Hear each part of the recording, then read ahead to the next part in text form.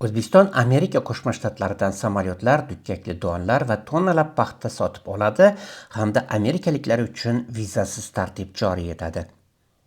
Amerika Qo'shma Shtatlari Davlat departamenti O'zbekiston Prezidenti Shavkat Mirziyoyevning Vashingtonga tashrifi chog'ida imzolangan kelishuvlar tafsilotlarini oshkor qildi.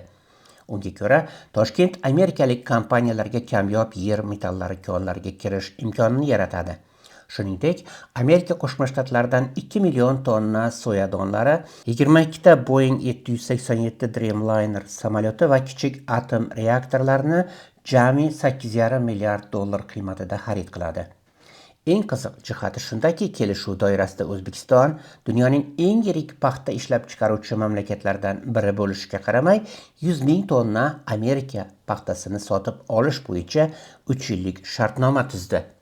Amerika Qo'shma Shtatlari prezidenti Donald Trampning ta'kidlashicha, bu kelishuv O'zbekistonni kelgusi 10 yil ichida Amerika iqtisodiyotining asosiy sohalariga 100 milliard dollardan ortiq investitsiya kiritishga majbur qiladi.